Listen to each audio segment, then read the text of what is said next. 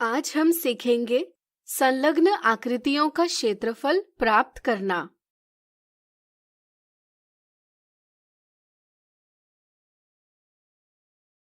बंद आकृतियों यानी क्लोज्ड फिगर्स द्वारा घेरे गए तल के परिमाण को उसका क्षेत्रफल यानी एरिया कहते हैं। जैसे इस आयत को देखिए, इस आयत की लंबाई यानी लेंथ 5 सेंटीमीटर और चौड़ाई यानी ब्रेड्थ 4 सेंटीमीटर है।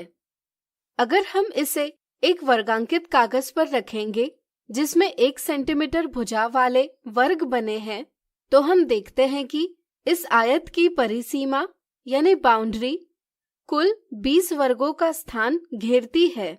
हम कहते हैं कि आयत का क्षेत्रफल 20 वर्ग सेंटीमीटर है, जिसे हम इस प्रकार दर्शाते हैं।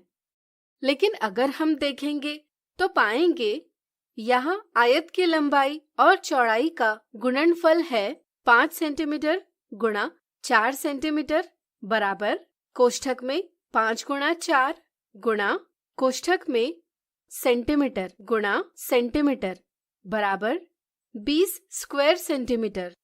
इन दोनों स्थितियों को ध्यान में रखकर हम कह सकते हैं कि आयत का क्षेत्रफल बराबर लंबाई गुणा चौड़ाई होता है।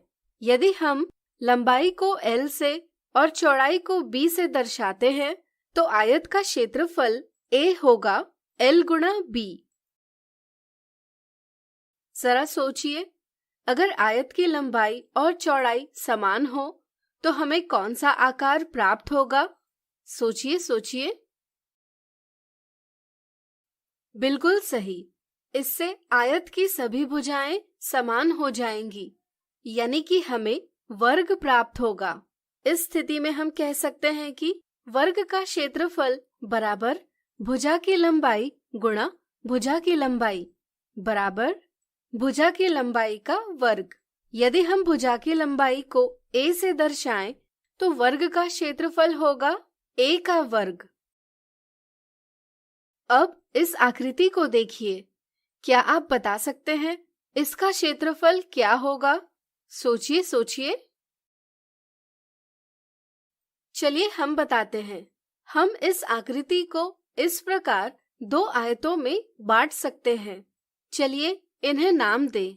यह है आयत ABCD और यह है आयत DEFG।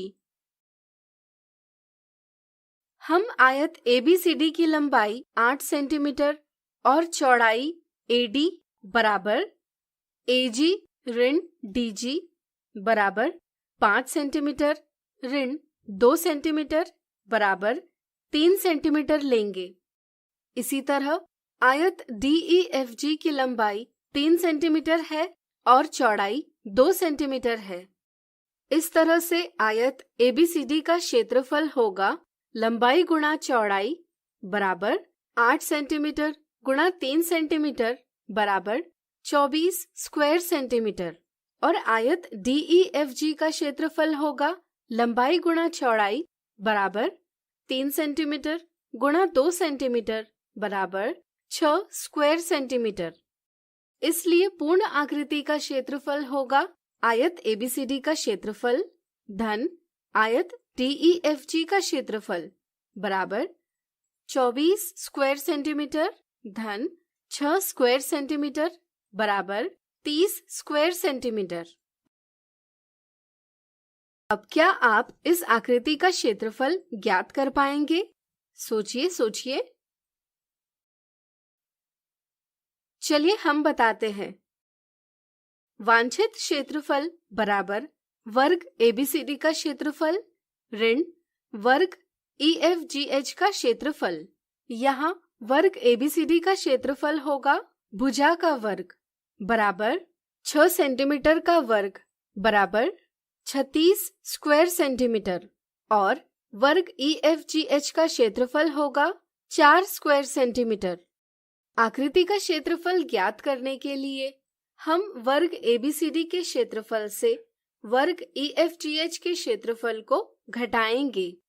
इसी तरह से आकृति AHGF EBCD का क्षेत्रफल होगा 36 स्क्वायर सेंटीमीटर ऋण 4 स्क्वायर सेंटीमीटर बराबर 32 स्क्वायर सेंटीमीटर। तो आज हमने सीखा संलग्न आकृतियों का क्षेत्रफल प्राप्त करना। अगले वीडियो में इनसे जुड़े कुछ उदाहरण देखेंगे।